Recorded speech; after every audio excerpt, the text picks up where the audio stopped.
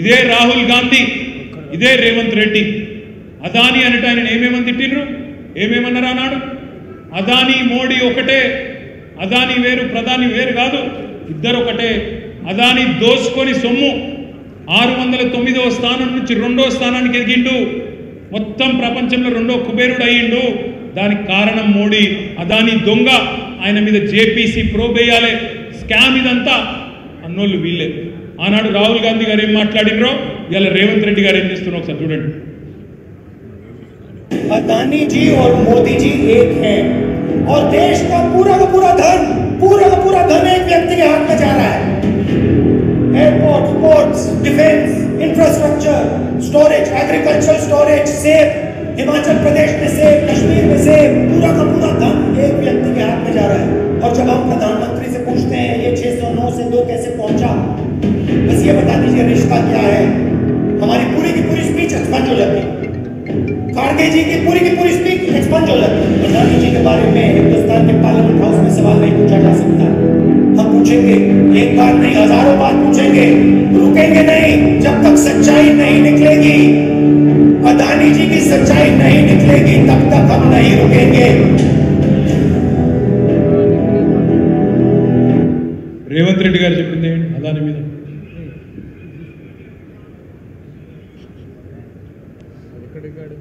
దోపిడీ మీద భారతీయ జనతా పార్టీ ఎప్పుడు ఒక మాట చెప్తుంది, డబుల్ ఇంజన్ సర్కార్ అని. డబుల్ ఇంజన్ సర్కార్ యొక్క అర్థం ఈడున్న మిత్రులకు తెలుసో తెలియదో నాకు తెలియదు కానీ నేను చెప్పదలుచుకున్నా. డబుల్ ఇంజన్ का मतलब अदानी प्रधानी, एक इंजन अदानी दूसरे इंजन प्रधानी, एक इंजन अदानी दूसरे इंजन प्रधानी तीसरे इंजन రేవంత్ రెడ్డి.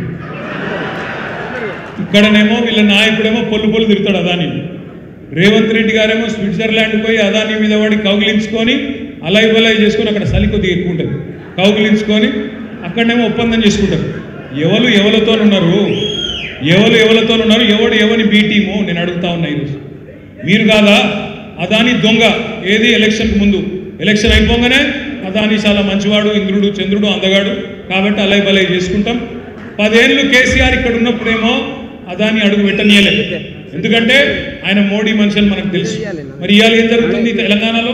అదాని గారు అడుగు పెట్టడమే కాదు, రేపటి రోజున అవసరమైతే విద్యుత్ సంస్థలను, అన్ని సంస్థలను, ప్రభుత్వ సంస్థలను, ప్రభుత్వ కాంట్రాక్ట్లను అదానికి ఇవ్వడానికే రేవంత్ రెడ్డి గారు, రాహుల్ గాంధీ గారు ఒప్పందాలు కుదుర్చుకొని మొత్తం మన మైనారిటీ సోదరులను, మొత్తం తెలంగాణ ప్రజలను మోసం చేసే ప్రయత్నం చేస్తున్న మాట వాస్తవమా కాదా మీరు ఆలోచించాలని చెప్పి నేను కోరుతా ఉన్నా.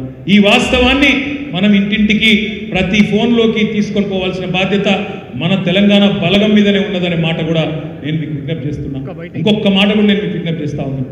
ఇవాళ వాస్తవం చెప్పానంటే ఈరోజు ఇప్పుడున్న పరిస్థితుల్లో నాకున్న అవగాహన మేరకైతే అదానీ విషయంలో రేవంత్ రెడ్డి గారు చేసిన పని ఏదైతే ఉన్నదో, ఆయన ఏదైతే పోయి అక్కడ అలై బలై చేసుకున్నాడో, నాకైతే ఒకటే అనిపిస్తున్నది. రేపటి రోజున ఇదే రేవంత్ రెడ్డి గారు సేమ్ మహారాష్ట్రలో ఎట్లయితే అయ్యిందో, ఒక ఏకనాథ్ షిండే తయారై అవతల వేణి చూడు, ఇక్కడ రేపటి రోజున ఆ పని జరిగినా ఆశ్చర్యం లేదు. తెలంగాణ ఏకనాథ్ షిండే రేవంత్ రెడ్డి అయినా ఆశ్చర్యం లేదనే మాట కూడా నేను మీకు విజ్ఞప్తి చేస్తా ఉన్నా.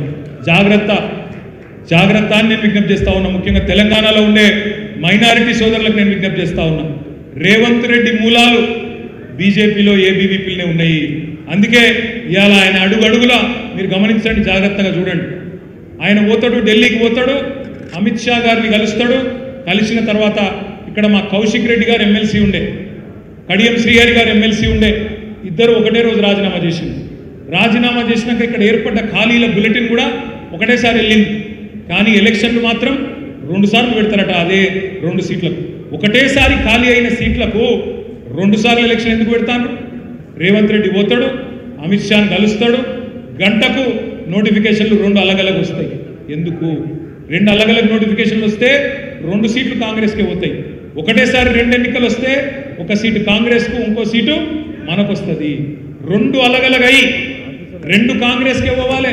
అవసరమైతే బీజేపీ బలకబడకపోయినా పర్వాలేదు, బీఆర్ఎస్ ఖతం కావాలన్నదే ఆ 2 పార్టీల యొక్క ఒప్పందం. అందుకే నేను మీకు విజ్ఞప్తి చేస్తా ఉన్నా, ఎవరెవరికి అక్రమ సంబంధాలు ఉన్నాయి, ఎవరు ఎవరితో అంటగాగుతున్నారు, ఎవరు లోపాయికారి ఒప్పందాలు కుదుర్చుకుంటున్నారో తెలంగాణలోని మైనారిటీ సోదరులకు ముస్లిం మైనారిటీలు కానీ క్రిస్టియన్ మైనారిటీలు కానీ సిక్కు సోదరులు కానీ అర్థం చేసుకోవాలని చెప్పి నేను కోరుతా ఉన్నా.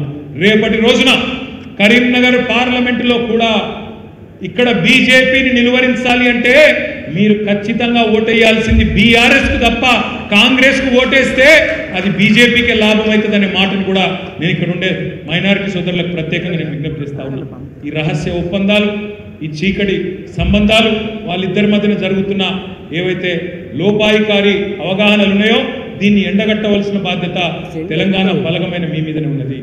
నేను మీ అందరితో ముగించే ముందు ప్రార్థించేది ఒకటే, ఇంకా చాలా ఉన్నాయి చెప్పాలంటే, కానీ ముగించే ముందు మీకు చేసే విజ్ఞప్తి ఒకటే. మీరు దయచేసి హుజురాబాద్లో ఉన్న వాళ్ళు సిరిసిల్లలో ఏమవుతుందో మీరు ఆలోచించకండి. మీరు హుజురాబాద్ గురించే ఫికర్ చేయండి. సిరిసిల్లలో ఉన్న వాళ్ళు వేములవాడలో ఏమవుతుందో మీరు ఆలోచించకండి, మీరు సిరిసిల్ల గురించి ఆలోచించండి. వేములవాడలో ఉన్న వాళ్ళు చొప్పదండ ఏమవుతుందో అట్లనట ఇట్లనట ఆలోచించకండి. మీరు చొప్పదండోళ్ళు మానకొండూరు గురించి ఆలోచించకండి, మానకొండూరు కరీంనగర్ గురించి ఆలోచించకండి, కరీంనగర్ వాళ్ళు హుస్నాబాద్ గురించి ఆలోచించకండి. ఎవల కాన్స్టిట్యున్సీ వాళ్ళు, ఎవల గ్రామం వాళ్ళు, ఎవల బూత్ వాళ్ళు, మీ బూత్ల మెజారిటీ ఎట్లా దేవాలనో 2189 బూతులలో ఎట్లా మీ గ్రామంలో, మీ వార్డులో, మీ మున్సిపాలిటీలో మన పార్టీకి మెజారిటీ దేవాలనో దయచేసి దాని మీద దృష్టి పెట్టండి. దయచేసి కంటెంట్ మీరు తయారు చేయండి. మీ గ్రామంలో ఉండే కరెంటు కోతల గురించి ఒక వీడియో తీయండి. మీ గ్రామంలో రైతు బంధు రాక బాధపడుతున్న రైతు దగ్గర పోయి ఒక వీడియో తీయండి, అది మాకు పంపండి. ఇప్పుడు ఇచ్చిన నెంబర్లు ఉన్నాయి కదా, వాటికి పంపండి. వాటిని రాష్ట్రం మొత్తం చూపెడదాం. కేవలం మీ గ్రామంలోనే కాదు, కరీంనగర్ లోక్సభ నుంచి వచ్చే వీడియోలు రాష్ట్రం మొత్తం చూపెడదాం. ఏ రకంగా కాంగ్రెస్ ప్రభుత్వం వచ్చినాక మనకు అన్యాయం జరిగిందో మాట్లాడించండి. విద్యార్థులను అడగండి, కరీంనగర్కు మెడికల్ కాలేజ్ తెచ్చింది ఎవరు అడగండి. బండి సంజయ్ 5 ఏళ్లలో ఎంపీగా ఏమన్నా తెచ్చిందా తమ్మి మీ ఊరికి అని చెప్పి అక్కడ తమ్ములను అడగండి. బండి సంజయ్ ఎంపీగా ఎన్నడన్నా ముఖం చూపెట్టిందా మీ మండలంలో అని చెప్పి అక్కడ ఉండే తమ్ములను అడిగి వీడియోలు తీయండి.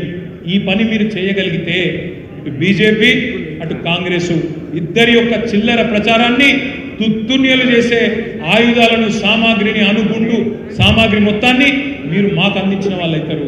అందుకే మిమ్మల్ని దయచేసి ప్రార్థించేది, 2189 బూతులలో ప్రతి బూత్కు ఒక మన తెలంగాణ బలగంలోని ఒక తమ్ముడిని, ఒక చెల్లెల్ని సోషల్ మీడియా వారియర్గా అపాయింట్ చేసుకుందాం.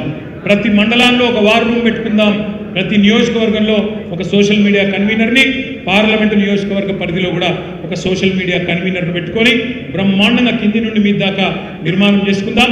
కేవలం లోక్సభ కోసమే కాదు, భవిష్యత్తు కోసం మరొక 10 కాలాల పాటు ఏ గుంపు మేస్త్రి వచ్చి బొంద పెడతానన్నా కూడా వాళ్ళను బొందబెట్టే విధంగా ఒక సైన్యాన్ని తయారు చేసుకుందాం.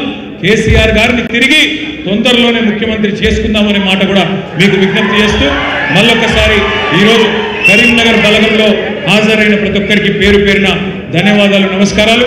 జై తెలంగాణ.